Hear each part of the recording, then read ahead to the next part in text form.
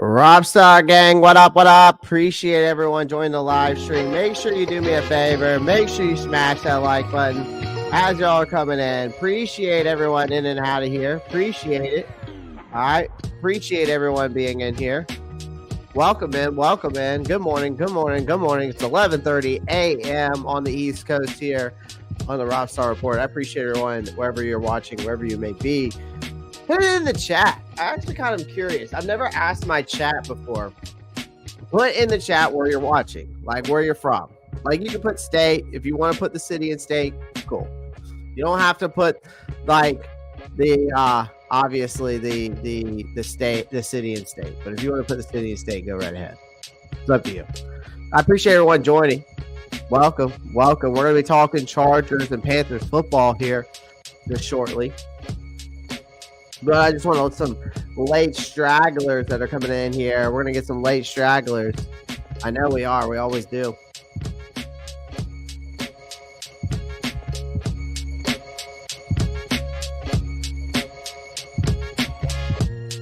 Nice. We got some people in here. Look at you. We got Buffalo, New York today. Truck driver. We got Raleigh, Hickory, North Carolina, Fort Texas, Raleigh, North Carolina. So we got two. Gloomy here in Myrtle Beach, South Carolina today. Gloomy day here on the beach. Tough life, man. Tough life. It's tough life in Myrtle Beach. Oh, man. Appreciate y'all in here. We're gonna talk all Chargers football today. We're gonna break down that offense and defense today. But we're going to break down our offense and defense today. We got a lot to talk about with this roster. Trying to decide if I want to bring on the all-22 film of both teams, or should I just leave that to the side and we might just do some PFF Roman today. I don't know yet. We're going to be talking ball though. That's all we're going to be doing. We're just going to be talking ball. Appreciate everyone in here. We got 16 people watching. We got a live goal today of 100 likes or more. How about that Buffalo Bills game last night, ladies and gentlemen? Wow. See, I didn't see. I had the Bills winning that game, but I didn't see it being like that. And prayers out to Tua and his family. They've got to do something with the concussion rule or something. There's no way this kid comes back next week or the week after next. I mean, dude, man, went Frankenstein, hands, legs, feet, all in that game last night. I think Tua needs to retire too, JP. It's getting bad. It's getting bad. What happened to that kid? It's bad. It's bad. Sorry, I keep repeating myself, but I mean, that's the second time we've seen it from him. Like, here's another thing is why is Tua not sliding? Why didn't Tua just slide? You know, why didn't Tua just slide? Well, he would have been fine.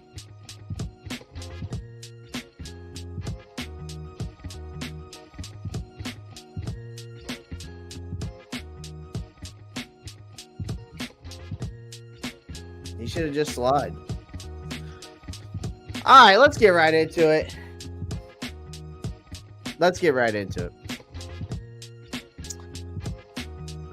Appreciate everyone in here vibing with me today. Appreciate everyone in here vibing with me today. Happy Friday. Just stopped by getting ready for Army duty this weekend. Doug, thank you. Appreciate you joining, man. And thank you for your service as well. Martin C says, what's up, Martin? Appreciate you becoming a member yesterday, by the way, Martin. So shout out to Martin again. Good point, Clay. Everyone was screaming slide there. Yeah, I just don't get it. What's the worst part is he took a hit by DeMar Hamlin, who wasn't even a big hit. He just ran into his chest, it kind of just seemed like. So I don't know. it's a weird situation, but the NFL and Roger Goodell's got to do something. They got to do better. I just don't like what they've done with this rule with the whole concussion protocol.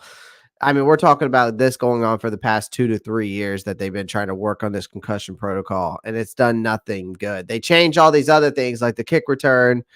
They changed all these other rules like the hip drop tackle rule, but yet we're still stuck with the same rule. And we want to think that Roger Goodell's cool just because he shakes hands on draft day when these guys walk across the stage. I don't like Roger Goodell. Never have, never will. So they got to fix something, though. They got to fix something. All right, let's get into it. Let's just cut the fluff. Let's get straight into the point. This Panthers is heading into a very, very tough week 2 matchup. They're about to face the Los Angeles Chargers in this home opener, ladies and gentlemen. And the Chargers pulled off a 22-10 win over those Las Vegas Raiders. And it's Jim Harbaugh's first win with this team. And that's got to feel good, right? But let's be real. Harbaugh or not, the Panthers over time have owned the Los Angeles Chargers. All-time record against the Los Angeles Chargers. Now, these are different teams. But all time, the Carolina Panthers against the Los Angeles Chargers are 6-1. So that's pretty good. That doesn't make me feel any better with everything going on, but it does just want to put things in a little bit of perspective. So we've smacked them around, but we've humiliated them on the road as well. So we're going to dig into this. I think we're up against all odds in this crew. All right. I mean, even though I might have talked a little smack there, but what's a little smack going to hurt? Because I have nothing else to lose at this point. All right. Share my screen here. So here we go. This is the matchup we are looking at on Sunday. Here's your matchup. Let me, no. Let's fix this. All right, here we go.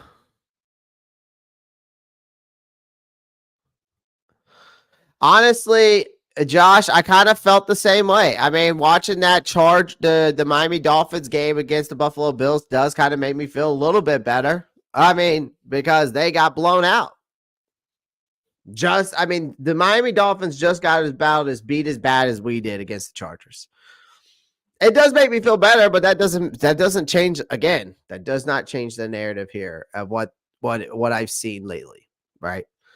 You know, at least the Dolphins won their first game though, right? And they beat a decent and yes, not the Tua thing, to be clear. Yes, Josh, I know. I feel the same way. I'm not saying, again, I just spoke about the Tua thing. I don't ever wish hurt on anyone, no matter if I like the player or dislike. Like, karma's a bitch. I'm a huge believer in that. So, these are the team metrics off of PFF right now. Right now, the spread is -5.5. Looks like a lot of people are taking the value of the money line of the LA Chargers, and it looks like the over-under is at 39. All right. So it looks like it's leaning towards that the market might even go up, the pregame odds on the spread. It might even go up to +7 at this point, the way it's moving. I mean, by the time Sunday comes around, that spread might be +7. And if that spread's +7, I might hammer it. I might hammer +7. I might hammer +7. I don't know yet. It'll be interesting. So, but anyways, let's get into this. Let's get into this team real quick. Let's get into this LA Chargers. Yeah, so here's the Chargers right now. Here's the impact players. This is their injury report. They got Josh Palmer as of right now, questionable. Perriman, questionable. That name sounds familiar, doesn't it?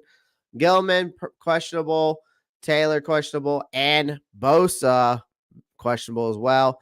On our end, looks like we've got some guys questionable. Obviously, we know Derek Brown's on the IR, but two of our best guards graded last week are questionable. Clowney says he'll play. Josie Jules, questionable. If anybody has any more injury updates or injury reports, let me know. But this is as what we're looking at right now. Best bets as of right now from PFF. Take Thielen under 3.5 receptions. Take the over or the money line. They don't like the spread. Here's some other betting predictions. Under 37.5 yards for Thielen. It's also they're edging towards Bryce Young under 18.5, and Bryce Young under a half reception. So, which is kind of weird, interception. So I don't know why that is, and under a touchdown basically. So, I don't know how you can have a half a touchdown. Let's see. All right, let's look at the lineups here. So we got offense and defense here. Let's switch it up here. Let's go. Yeah, let's do this. So the offensive line, Joe Alt got a 60.8, which is very surprising to me because Joe Alt is an absolute stud. But I will say this. This is going to be a very interesting game because I want to talk about, actually, I do want to go back to their defense. I want to go back to their defense. First things first. Let's talk about the Chargers defense. Their pass rush is no joke, okay? It's not because they've got some up and coming rookies. No, it's still the fact that they still got these two veterans in Joey Bosa and Khalil Mack, okay? These guys have been wreaking havoc for years. Again, I said it before and said again. These guys, if you add up their sack totals, it's up almost to 180 career sacks between the two of them. So last Sunday, Bosa snagged a sack for a 6-yard loss. Mack had 1.5 sacks for 10 yards. Basically, these guys in the backfield, these guys live in the backfield. Like, if the Panthers don't keep them in check, I think Bryce Young's going to spend a lot of time eating turf.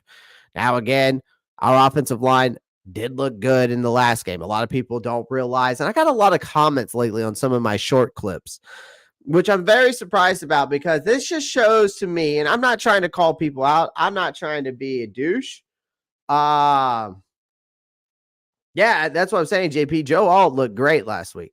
I'm not trying to be a douche, but some of you guys that comment, like, look at these comment that I don't know ball, but yeah, you guys couldn't even read a man coverage on the back end on those corner blitzes that Bryce did not audible. See, y'all blame those corner blitzes on Ike Ekwonu and Damian Lewis and all these other guys on the offensive line.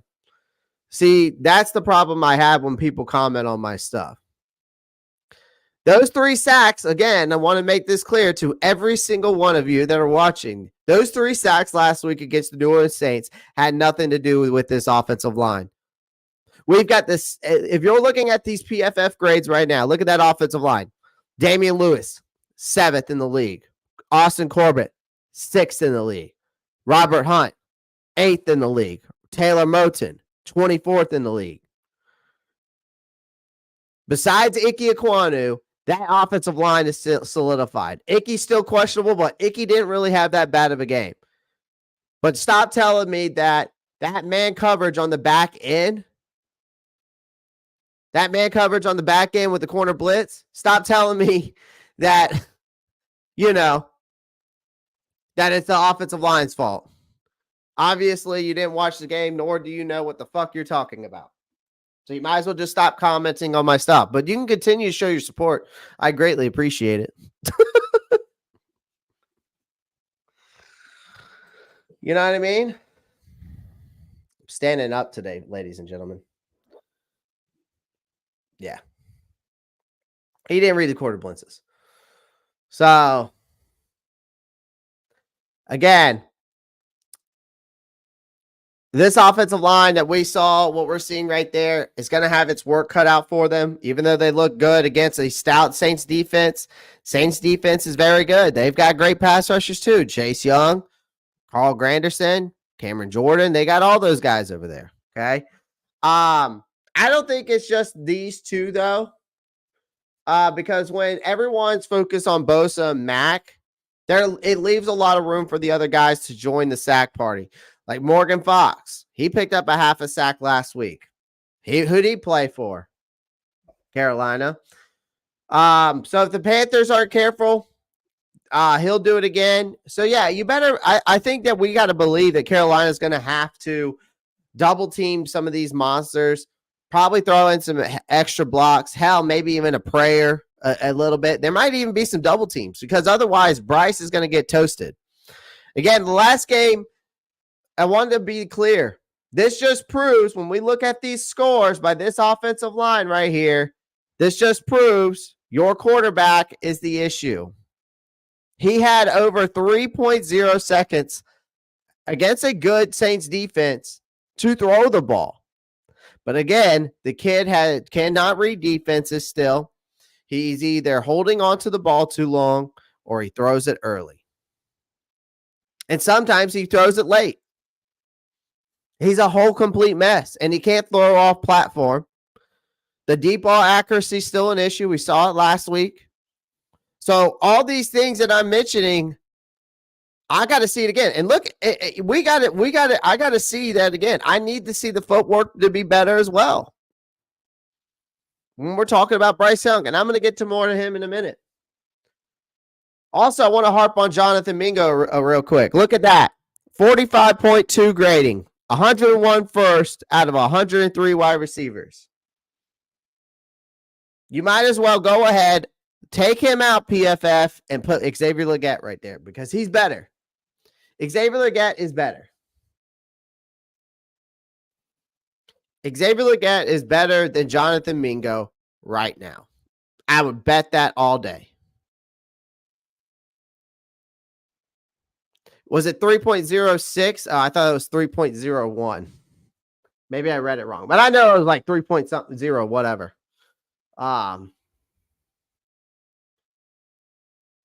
Right. So, well, Josh, another thing is our running backs have got to be better at chipping blocks, especially on those corner blitzes. Especially on those quarter blitzes. The Chuba and Miles aren't chipping those blocks. They were some missed blocks on the running back side. What quarterback was worse than Bryce? That's a good question.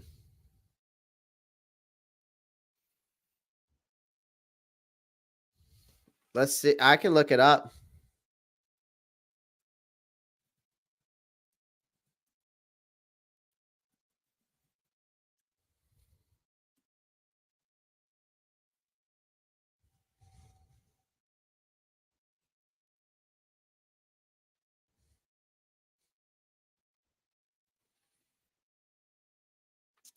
Quarterback wise, we can look it up. Hold on. We can go over here. Player grades. Quarterbacks. And who was the worst? Jalen Hurts. Jalen Hurts, ladies and gentlemen. That's a good question, Marcos. According to Next Gen Stats, 3 okay. So I was like 0.05 seconds off. Close enough. Close enough. They're probably about the same in time. What about QB was worse? Yeah, Jalen Hurts. So if you're looking at we're looking at the grades for all 34. Look at that. Derek Carr was a top 4 quarterback last week. I bet do you think we'll see that again? I don't know. Aaron Rodgers against the San Fran was still top 5 in their grading. Now, Josh Allen, that was week 1. These are the QB. Caleb Williams beat Bryce. Had a 49.1. Bo Nix, 44.6. Only quarterback above him by 0.2 points was Will Levis. Kirk Cousins, who I still don't think is ready. Jared Goff still pulled out the win, though. But Jalen Hurts, which is crazy to me, the Philadelphia Eagles won. And he still had a 29.8. So, yeah, I mean, there's not much difference. Darnold was 2. Yeah, Sam Darnold, number 2 on the board. Look at that. Former Carolina Panther, number 2. Another former Carolina Panther. Baker Mayfield, number 6. A guy that could have been a Carolina Panther, Justin Fields at number 10.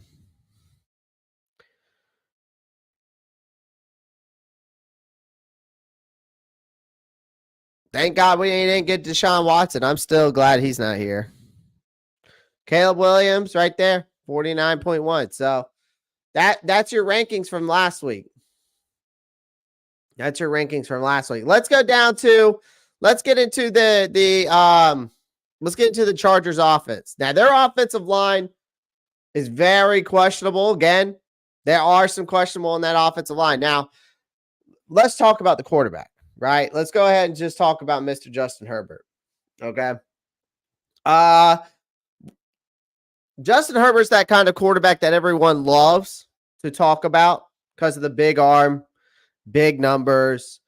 But the dude's broke records in his rookie year. So let's not pretend that the Chargers are world beaters. But Herbert's had to play hero ball more times than not because his team can't get their act together.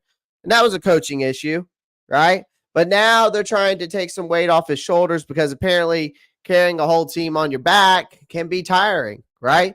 So they traded away Keenan Allen this offseason. So now they've got Ladd McConkey out there catching passes.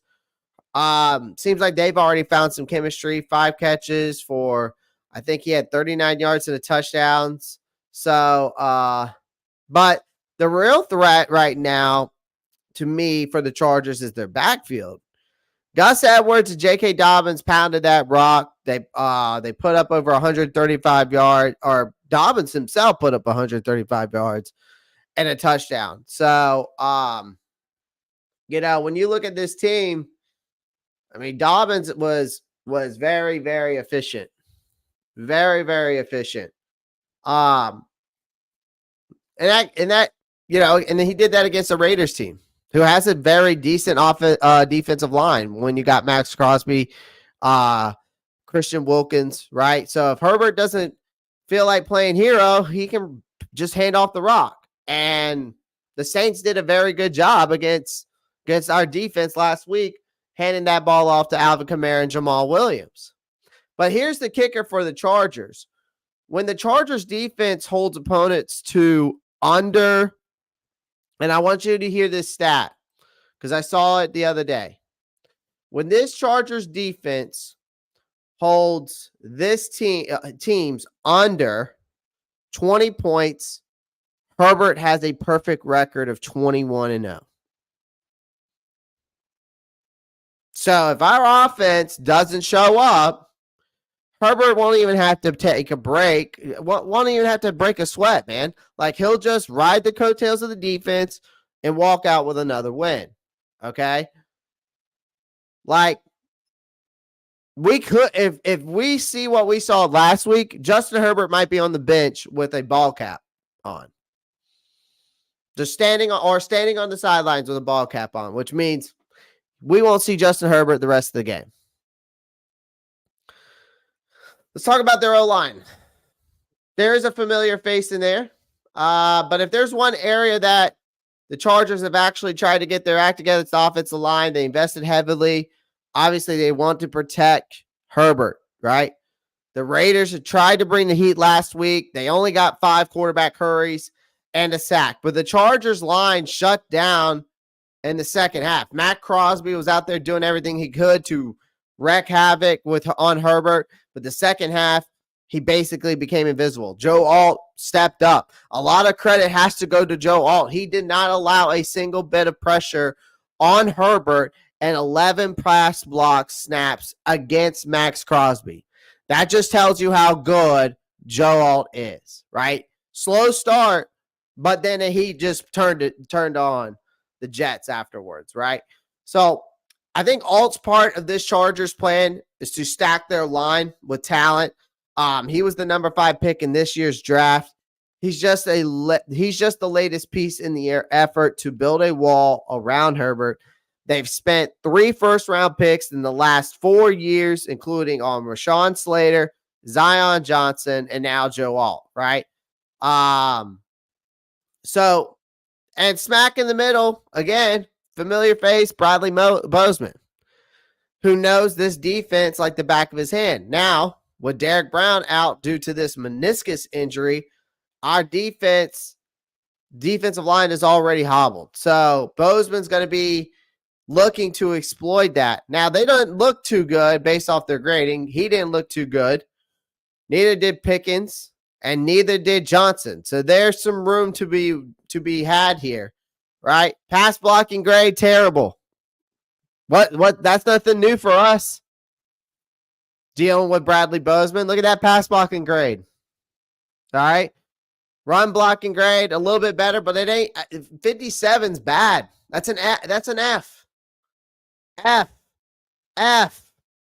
Okay? This is a game where I think our defense, F. That's like might as well just put a 0 there. Better. That's like a D. All right, grading. So Herbert wasn't that great either as a quarterback. 57.5. Like, this is a chance for this defense to step up. Like, I expect some trick coverage schemes early on from Evero, because if he don't keep the Chargers O-line on their toes, Herbert's just going to have all day to pick apart our secondary, ladies and gentlemen. So the bottom line is we got to bring our A game on both sides of the ball. This could get ugly fast, but that's my breakdown of the Los Angeles Chargers.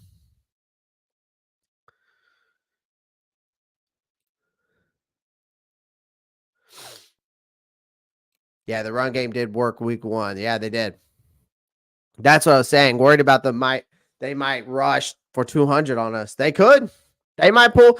Josh, you remember that game? Do you remember that game that when Wilkes took over and we played the Detroit Lions for the first time? And Deontay Foreman and Chuba Hubbard just went off that game? That could be a game that Gus Edwards and J.K. Dobbins pull off against us. I could see it getting that bad if we don't run some trick coverage schemes and we don't hold this run game.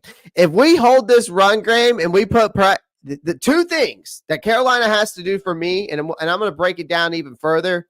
2 things that this defense needs to do for me for the Carolina Panthers is stuff the run. You stop KJ Dobbins, you stop Gus Edwards, and you force and you put pressure on Herbert, you win this football game. You will win this football game if you do those 2 things. It gives you a better chance, at least. Knock Andrew says, Raiders. I'm loading my fantasy team with Chargers. God. Harb's teams are known for good O-line, D-line play. Yeah. So who's starting LeBron Ray? Well, on this edge room, well, this is the nickel personnel. Our base, now they got Nick Thurman. They got Nick Thurman out over here. I don't think Leota's going to be here. I don't think Leota's going to be the starter. I think it'll be Charles Harris. I think Charles Harris will be there. Look at A'Shawn Robinson, though, folks, at the right end position, 73.0. But look again, where the biggest glimpse of issue is on this team, and that is Shy Tuttle. This is the 3-4 defense. Fuller, terrible. J.C. Horn, not very good. Jackson, decent. Horn's going to have to step it up. This could be a good game for J.C. Horn and Mike Jackson to really step it up in the secondary and lock down some guys. Monkey, or Munkin. Troy Hill, I think should be able to lock. I mean, it should be a good matchup. Horn versus Johnson this should be light work for Horn. Jackson versus Palmer, I'm interested to see when we talk about these matchups.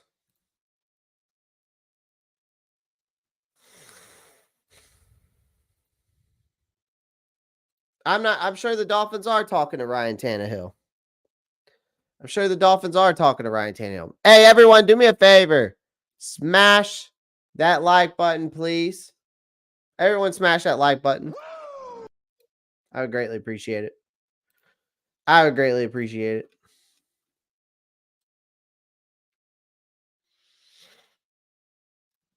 Smash it.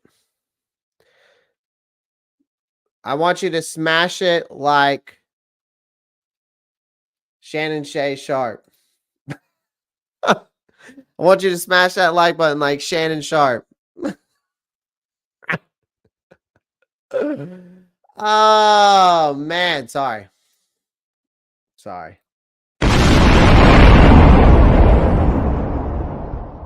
Smash it like that.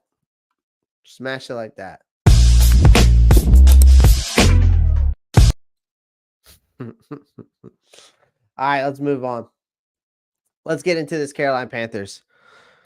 Should we do the offense first or should we do the defense? Put O's in the chat for the offense. Put D's in the chat for the defense. Should we just start with the defense since it's already up?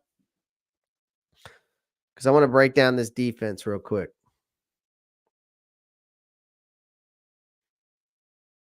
Oh, offense. Martin comes in with the O.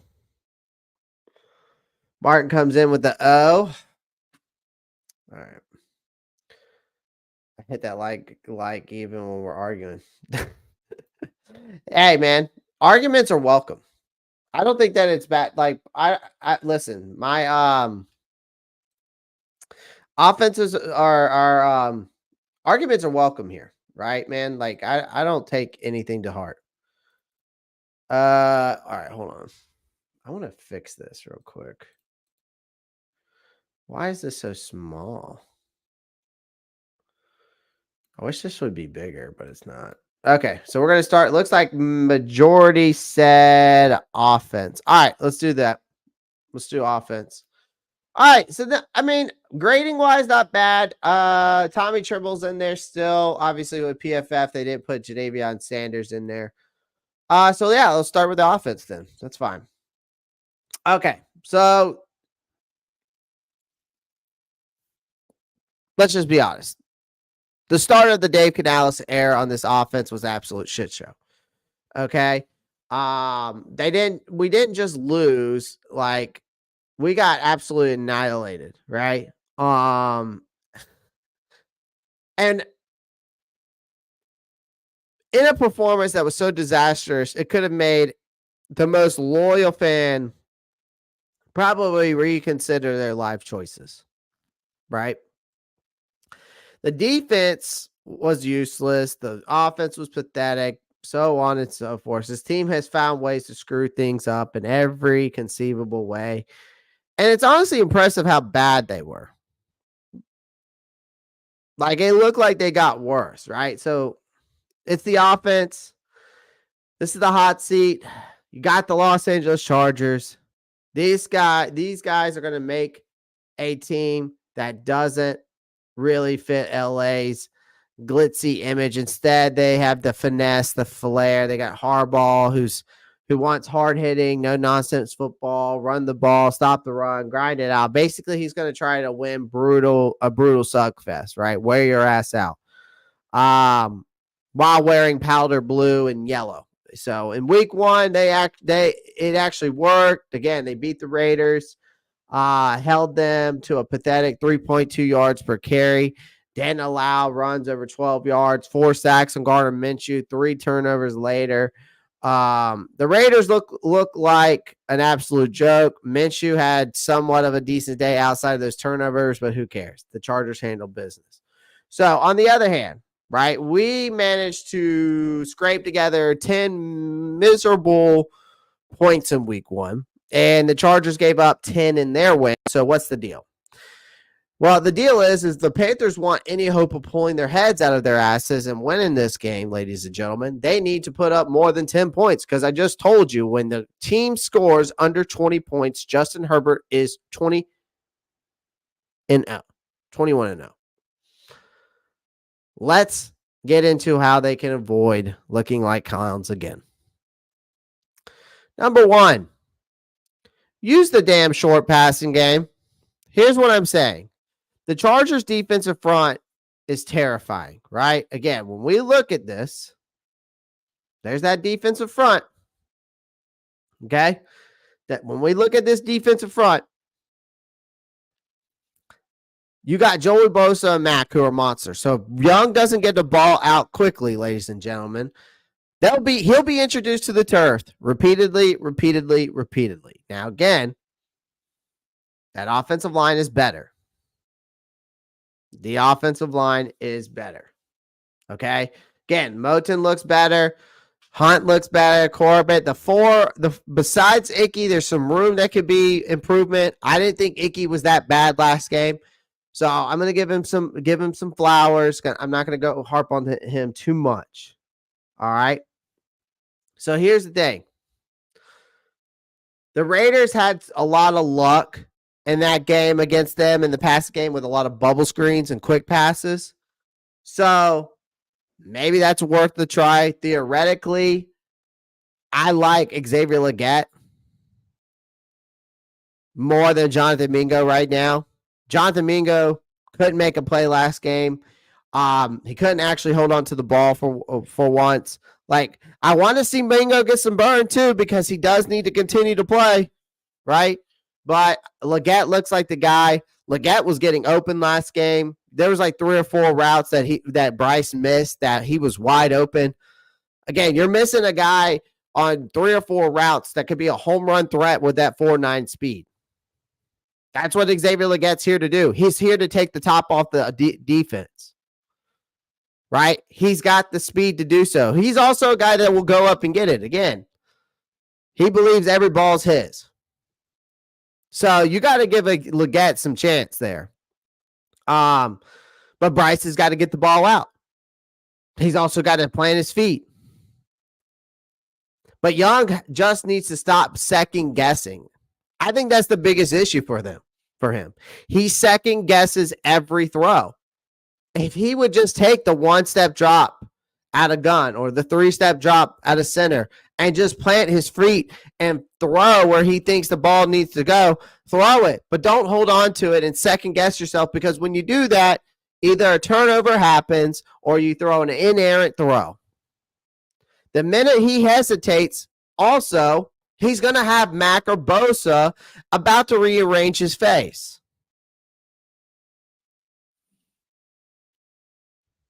That's what's going to happen. So he has to stop second guessing himself, ladies and gentlemen. That is his biggest issue. Because if he didn't second guess himself and he actually planted his feet and actually stepped into his throws, he might have make a decent throw. Just like all these throws that we're seeing that the Panthers post up on Twitter when he throws a nice deep ball to whoever. He's got to be more decisive. He has to make these throws, even the quick ones. But if I'm Dave Canales and I'm running this offense and I'm going into this game again, I am hammering the rock with Miles Sanders and Chuba Hubbard, mainly. But if we're talking about, if we're going to throw it, it needs to be quick passes. And then if you're going to do the quick passes, do it early to get Bryce into a rhythm. Get him out of that indecisiveness. Get him out of that second guessing himself. Just get him comfortable. Once you get Bryce comfortable, then it's smooth sailings. The games that Bryce was the most comfortable in was against Green Bay, was against the Houston Texans last year. The games that we saw some potential in him, and the ones that, we won. I know we lost the Green Bay game, but the ones we won, we saw the potential there in some of his throws because they got him comfortable, especially in the Green Bay game. The Green Bay game, by far his best game, where he was comfortable. They were getting the ball out quick. And that's all he needs to do. But in this game, I want Dave Canales to not run away from his game plan that he has mentioned and pounded the table for over and over and over again, where he said, we are going to pound the rock. I need to see that. Like, when we're looking at this team, we want to run away from these guys, Bosa and Mac. So another thing I need to see on the offense is stop giving the damn ball away. That's another thing. The turnovers have got to stop. You don't win games by turning the ball over, ladies and gentlemen. But the Panthers were so atrocious at taking care of the ball last week. It needs to be said again. Bryce tossed 2 stupid interceptions on rush panic throws. That's what they were. He needs to take a breath, trust his arm, place the ball where it needs to be. Okay? The Chargers safeties are good. They'll pounce on any mistake. Mingo, dude, you lost a fumble and was damn near losing another one. So with the other 2 times he touched the ball, Bosa is a guy that can force a fumble and who did against the Raiders, right? And he has that classic peanut punch that he's able to get that ball out. So the Panthers ball carriers, they got to hold on to that ball tight or it's going to be a turnover fest. The Chargers offense isn't exactly lighting the world on fire either, okay? But the run game is. So for the offense, I just need to see them hold on to the ball and make better decisions. Bryce has got to make better decisions. Wide receivers, running backs, hold on to the ball, and it would be a lot less stressful, okay? But again, the Panthers defense was trash, right? Against the Saints. Like, it should at least be able to keep them in check. Like, if the offense starts handing out turnovers like Halloween candy, they might as well just stay in the locker room. All right. Next thing. Again, generate some explosive runs for fuck's sake. I just need you to run the damn ball. This is number 1 on my list. I would say this is number 1 on my list. Neither the Panthers nor the Chargers week 1 opponents could manage a single big run. That needs to change because we are in week 2. Like, Bryce isn't going to carry this team by himself. We know that for damn sure. And they need to run the game to do something. Take some pressure off. And then hopefully get him in a rhythm because the run will open up the pass, right? We all know that. That's a basic football knowledge. So, Miles Sanders, Chuba Hubbard, they need to stop dancing around, find their damn gaps. 3 yards and a cloud of dust ain't going to cut it when you're actually trying to win football games. I need to see a Deontay Foreman, Chuba Hubbard, Detroit Lions, Steve Wilkes type of game. Y'all know which game I'm talking about. Now, I know Deontay Foreman's not on this team, but between Chuba and Miles Sanders, I need to see that same performance. Like, somebody on this offense has to step up, and just take the top off of the defense, break off a big run, or else it's going to be another long day. Bottom line, for this offense, the Panthers want to avoid getting embarrassed again. They need to clean up the bullshit and actually play like a team that belongs in the NFL, or otherwise it's going to be another long day. So, 3 things the offense needs to do, ladies and gentlemen. Take care of the football. Pound the fucking rock. Get Bryce in a rhythm early. When I mean get him in the rhythm early, start off with short passes. But first play of the game, please don't start with a pass. Start off with a damn run.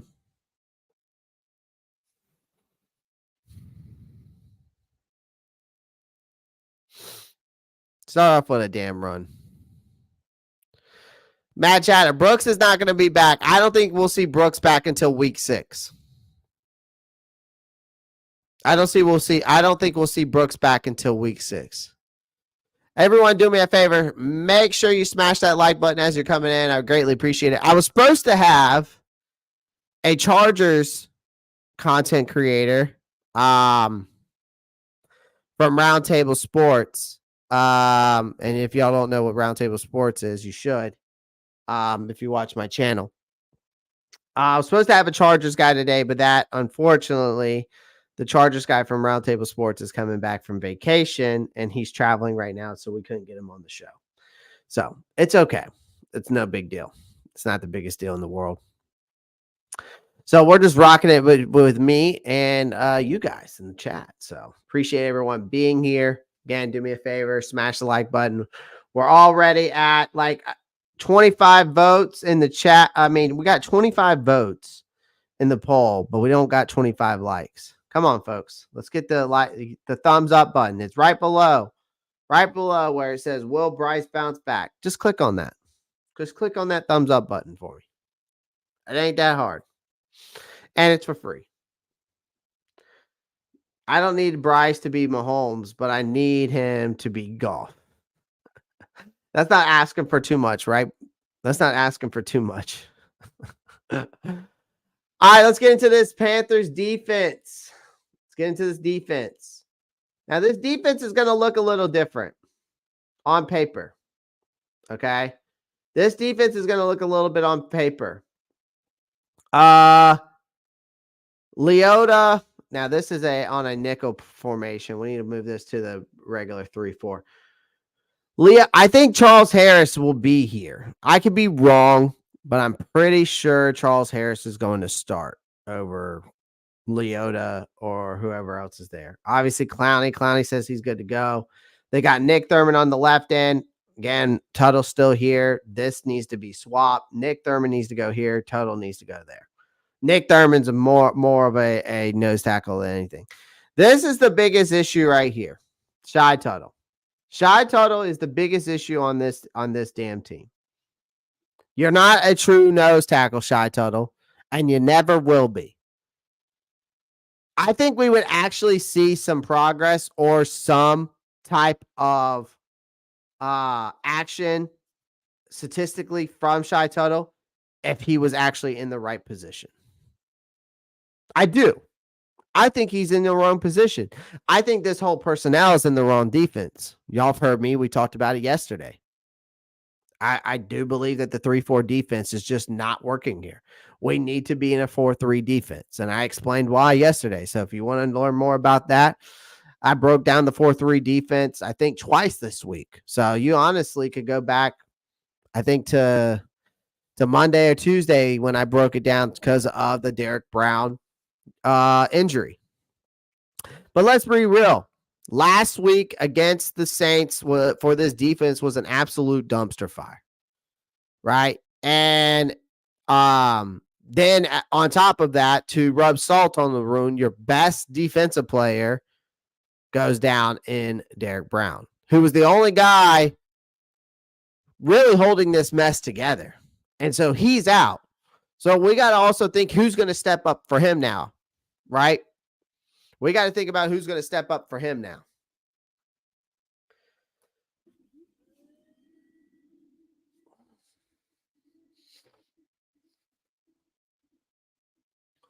Oh, that boy looking thick. That boy looking thick in there. Look at that boy. Thick. About to hit that chest today, ladies and gentlemen. We're about to hit that chest. About to hit that chest today. Fridays are chest days. Tomorrow's leg day all over again. I hit legs twice a week. It sucks. All right. Enough of me showing off my small muscles. Who's filling in for Bryce? Derek Brown's massive shoes. That's the first question that I got to ask you guys. Guys, shout off in the chat. Ah, JP's like, pause, man. We're just having fun, JP. We just having fun. We just having fun. Guys, sound off in the chat. And honestly, I really want to know who is going to fill Derek Brown's shoes. Who's, and honestly, be honest too. Like, we're not necessarily saying that they're going to have the same performance as Derek Brown. But who's a guy that could, who do you think could be a guy that could come in and at least make some noise to ease the pain? Like, sound off in the chat. There's 30 over 40 people in here.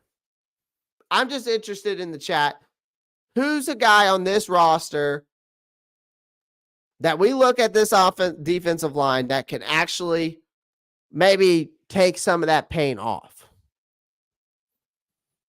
I'm curious. And JP, it's not necessarily the full solution. It's literally just somebody that can ease the pain. Earl Locklear says no one. Hope Charles Harris. Charles Harris is, I mean, yeah. Charles Harris, we'll see. I mean, here's the thing, all right? And y'all can continue to comment, but Derek Brown got his big extension this offseason. And he deserved every penny. All right. And this guy, that guy is an absolute beast. And in true Panthers fashion, and that beatdown just tears his meniscus and is obviously out for the season. So this is obviously a colossal blow to this defense. It's all, and that was already held together by duct tape anyways and prayers. Like, without him, it's like trying to fix a flat tire with chewing gum. Okay. So what's the plan? Right? They're going to try out some combinations with Shy Tuttle, Ashawn Robinson, LeBron Ray, Nick Thurman to fill that gapping hole. Not exactly considered confidence booster, in my opinion. And to make things even more promising, and I mean more promising in quotes, sarcastically, they brought Deshaun Williams back to this team because, yeah, clearly he's going to save this sinking ship. Like, Evero has a tall order on his hands once again, and he will need to pull some magic to make this defensive front very remotely functional. I think with Evero, you're going to see a lot of rotations. I think you're going to see a lot of guys coming in and out. I think you're going to see a lot of tricky coverages by him. Obviously, like I said earlier, to keep this Chargers O-line on their tippy toes. So defensively, they have to stop the damn run. Like, last week, the Saints didn't just run on the Panthers. They absolutely demolished us on the ground. And the Saints racked up 180 rushing yards, 2 touchdowns with Alvin Kamara, averaging 5.5 yards per carry. And Taysom Hill was making a joke of our defense, which I warned you guys about and told you I wouldn't be surprised if Taysom Hill's in some trick packages. And he was. And then he was also having 7 yards per carry. That's how much yards Taysom Hill was averaging last game. 7 yards per carry, ladies and gentlemen. So that was with Derek Brown on the field. So think about that. Now he's gone. And some of you Panthers fans, and I know who you are, I see you on Twitter, and you're telling me I should be optimistic. Give me a break. Give me a break. I had a fan, and listen, I'm not trying to call people out, man, because I'm not a person that calls people out. But I will if I have to. Like, I had a guy in here. I don't know if it's a guy or if it's a lady based off their thing, and I'm not going to mention their name. Because it's like an anonymous kind of username. Told me that I should be thankful that for David Tepper. The guy that has put us in the position that we're in, I should be thankful for David Tepper. You're talking to the wrong person. All right. You're talking to the wrong person. You must not know me. You must be new to the show. We're facing the Chargers, and if last week was any indication that they're going to run all over us too, it could be. They led by J.K. Dobbins, the Chargers, they torched the Raiders for averaging 6.5 yards per carry. Dobbins himself had 135 yards, a touchdown, and on just 10 carries. And that's not a typo. He ran all over them, and he's now coming for the Panthers defense that couldn't stop the leaky faucet last week. So for me, I want to see some good rotation from this defensive line. I want to see some trick packages by Evero to keep that offensive line of the Chargers on their toes, questioning. But we got to stop the damn run. That's where it starts, right? That's where it starts. You got to stop the damn run. All right. But you also got to make Justin Herbert's life a hell out there, too.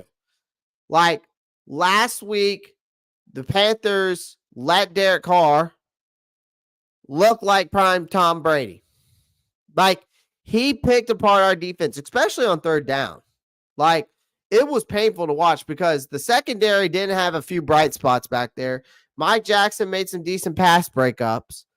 And J.C. Horn did a good job of locking down Chris Olave, but his grading wasn't very good, which I'm trying to kind of understand.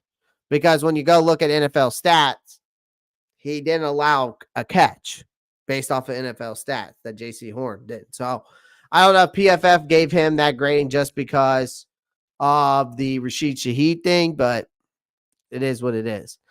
I don't think it was his fault still.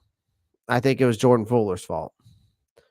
But Carr still had way too much fun throwing all over the defense. So this week, you're facing a Justin Herbert who's coming off not the greatest performance for a guy that threw for 5,000 yards in a season before. So 17 of 26, 144 yards, a touchdown.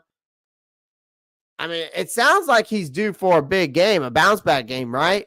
But really, they beat the Raiders very handily, even though Justin Herbert basically was Josh Allen last night. Like, if you think about it, James Cook went off. The run game was working for the Buffalo. Josh Allen just sat back and did his thing for a little bit, and then that was it. So that's kind of what Justin Herbert did last week. So that's just something, the last thing we need is have Herbert come out here and have a big game, right? So if we stop the run, that's the next step. We got to make his life a living hell. Like, the good news is if you call it good news, is that the Chargers receiving core really isn't star-studded. Their rookie wide receiver is their best wide receiver, right? So really, they're not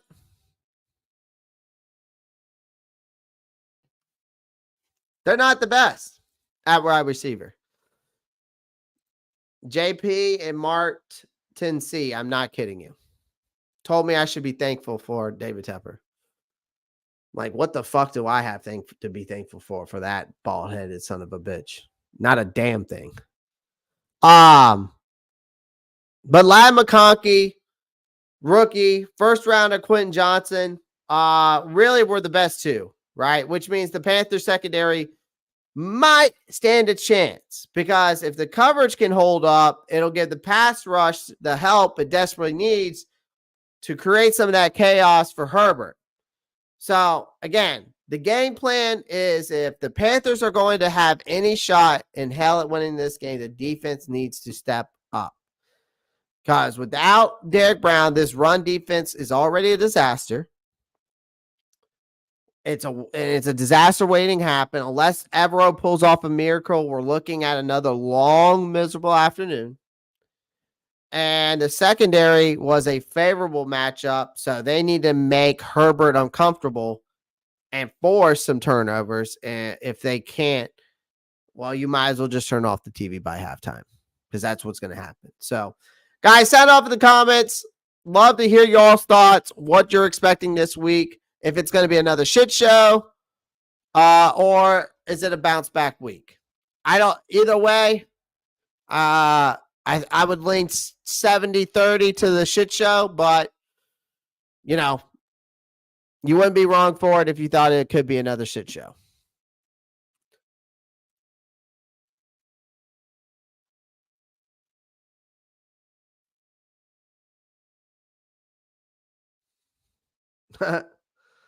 I can't remember the last time we played good. I watched these games with no emotion. They need to play XL more this game. Yeah, Josh, they definitely need to play XL more this game.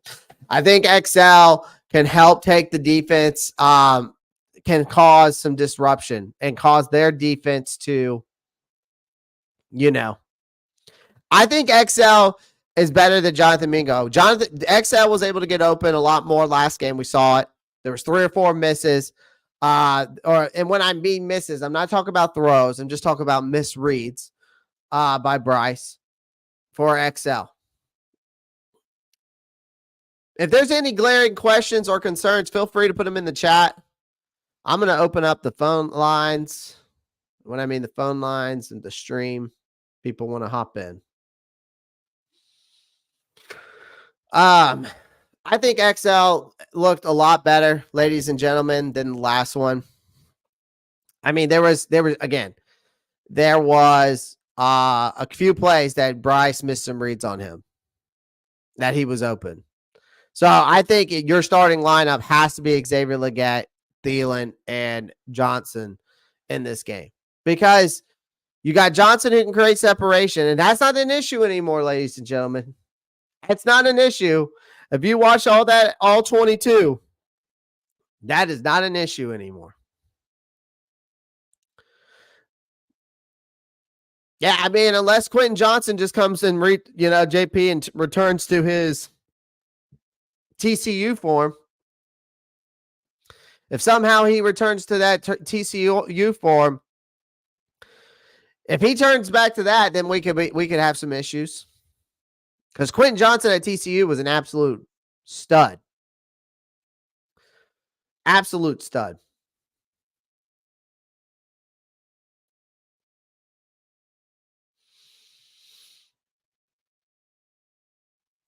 Let me see here. We're going to see some more comments. Ace of Scorpio says, I'm just waiting for us to fire Evero. Joel should have been Chin, and Fuller should have been Jamie Robinson. Interesting take there. Ace of Scorpios, I don't think, I mean, again, Chin didn't want to play. He didn't want to play linebacker, though. Chin wanted to play, but go back to his original position, from what my understanding was.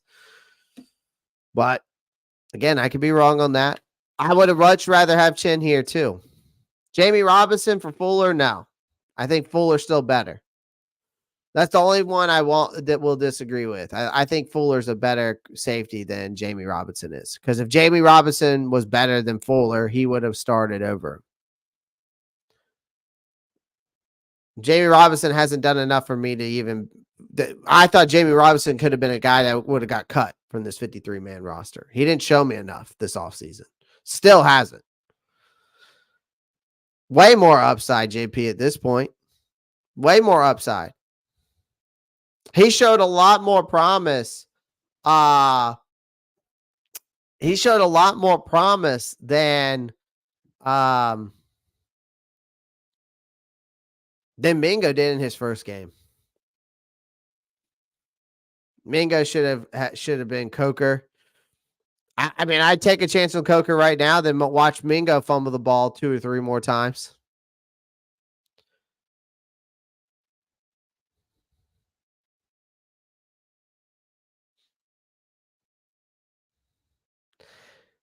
I mean, again, so if that's the case, Ace of Scorpios, how do you know Jamie Robinson's better than Fuller? If he's had no chance to play, how do you know that Jamie Robinson's better than Jordan Fuller?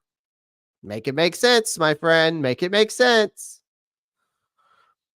Wide receiver separation isn't a big issue. And yeah, that's a whole nother topic on a whole nother time, JP. I could dive into that topic by itself for a whole hour. Ace goes, faith. Okay. I got faith too, but I don't know if I got that much faith in a guy that hasn't showed me anything, much less than a preseason game.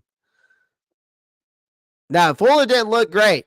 Here's the problem with Jordan Fuller, ladies and gentlemen, that we need to realize. The first play of the game, when that Rashid Shaheed throw, Fuller bit at the coverage.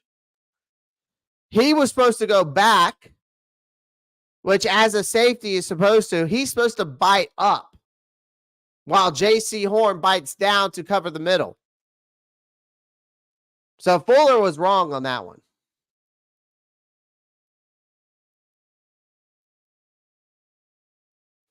You know what I mean? I think Evero likes bigger secondary guys. He does. Why? Look at the secondary now. Everyone's 6'1", 210. That seems to be the average that he goes for. That's what he seems to go for, JP. Now I understand. What about Damani Richardson? I liked him. I thought the kid had some. I thought the kid definitely had some talent and skills. Athletic as fuck. The problem is you got the safety position is so stacked here because you got, even though Sam Franklin is injured, but when you look at those safeties and that in the secondary for the Panthers, you're stacked. Like you've got, and when I mean stacked, you've got so many guys on the roster.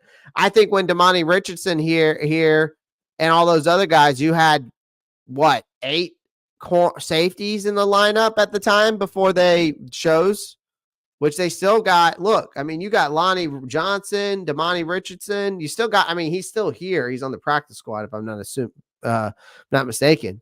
But you got a lot of talent in this room. You do. I mean, I do think the safety room is one of the talented rooms we do have. Jordan Fuller had a bad game. I think against the Saints, I think he'll bounce back. The guy last year was highly ranked in a lot of in grading last year. So I think he'll be fine. It was just one bad game for him. I think Jordan Fuller will bounce back.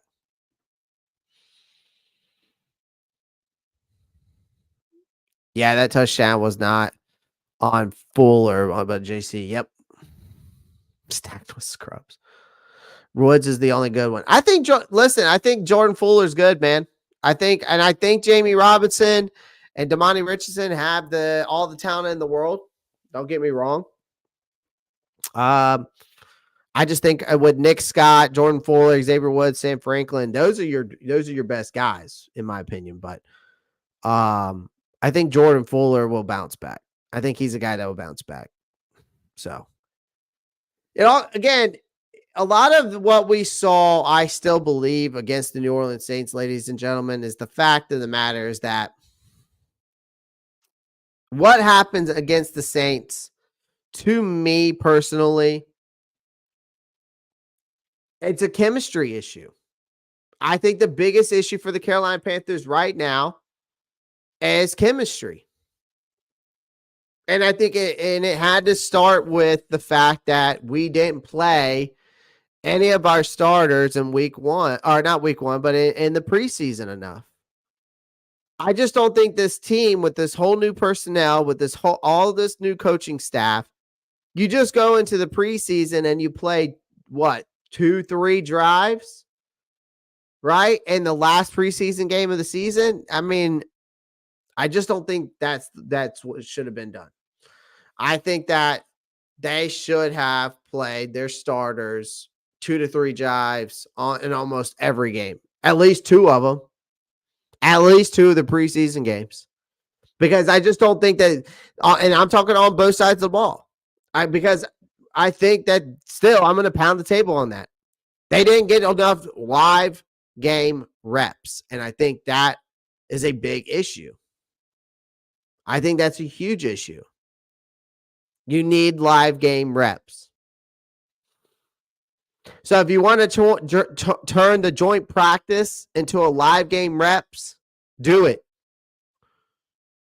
Or make the preseason game, or do something. The NFL has to do something. But also these teams got to do better. And these coaching staff have to do better and preparing these players and the team as a whole going into week 1. And I just don't think we were well prepared. I think that's also an issue. And I put that on Dave Canales' offseason strategy with handling this offense and this team. I don't think the play calling is an issue with Dave Canales.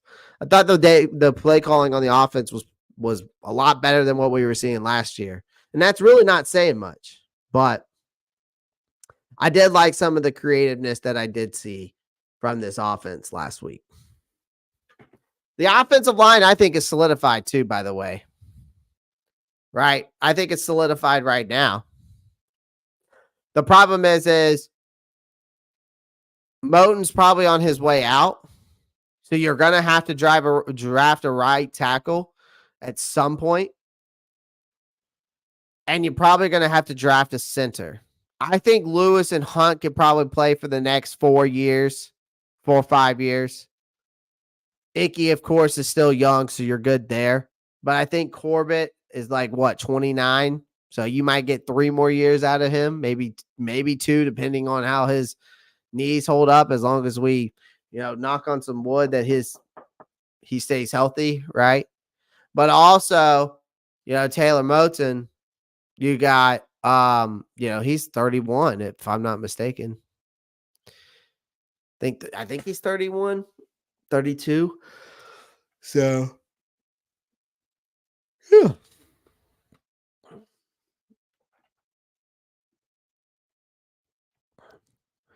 Where are we at on the likes? We got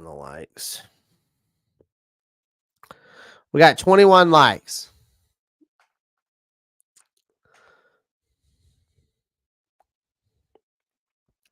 Bryce Young, honestly, don't trust the people around him. I think that's why he second guesses himself. We need to give all of our draft picks to Bama or Ohio State to get Young back to normal. Just doesn't work that way, Scorpio. Depends on injuries, but O-line players can play into their 30s. Yeah. So, yeah. I'm going to give you my final score prediction. I'll give you my final score prediction. Again, y'all aren't going to like it. So I just don't see this team beating the Chargers. I don't see this being a bounce back week.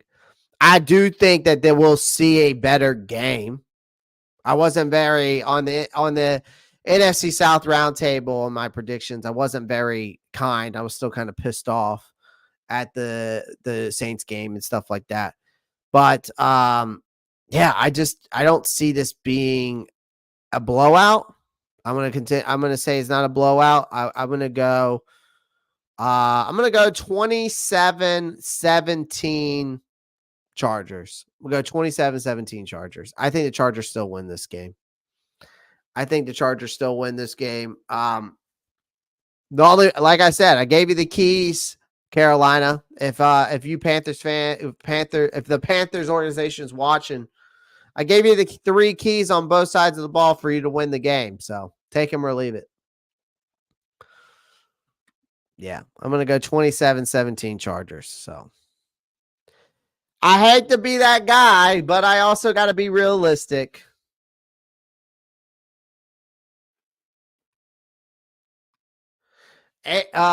Scorpio says, sound off in the chat.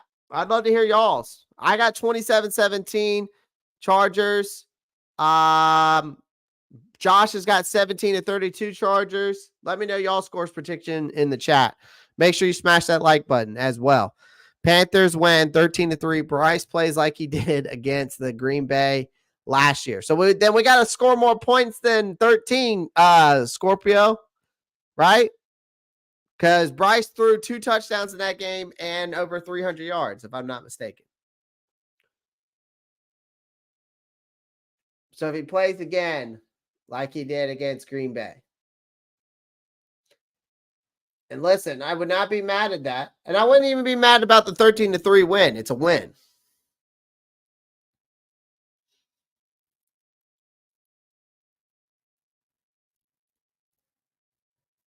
Not dreaming. I mean, I think it's realistic too. I mean, 13-3 is not terrible. Not like you were saying 31-0 or something, the Panthers. I'm saying 27-17 Chargers, so. What else we got? We got 24-14. Okay. 24-14. Okay. Not bad. Not bad.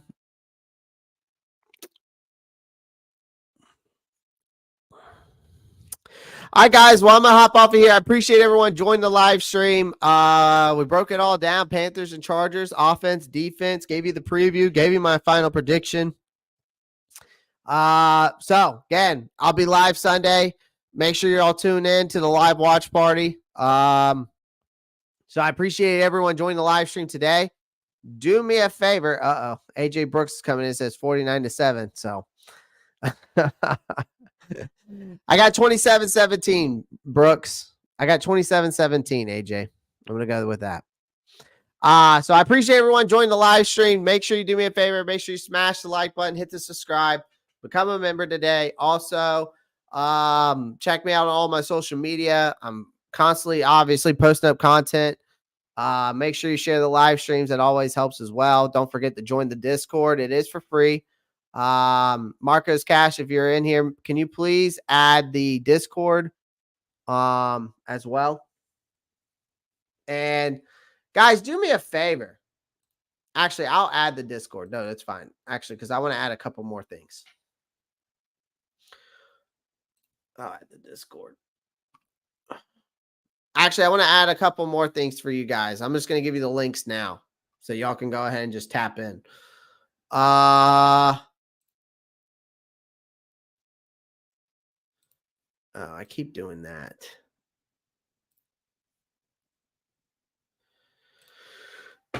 Okay. So here's the Discord link.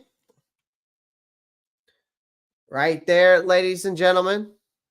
Right there. That's going to come up. I just posted it up. There's the Discord link. It's for free. You can lock in with us there. Shoot the shit with me and everyone else that's in here.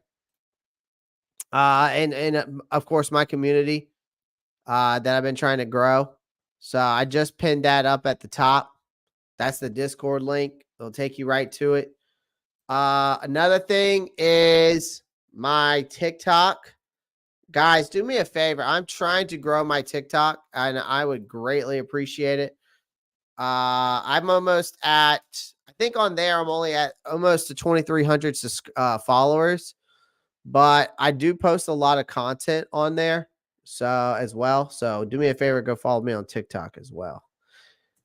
That's in here as well. So there's the Discord. There's my TikTok. And do me one more favor. All right. Last one is my Twitter. Very active on Twitter as well. All right. That's where you can find the most of my stuff on all three of those. Discord, Twitter, and our X, whatever you want to call it.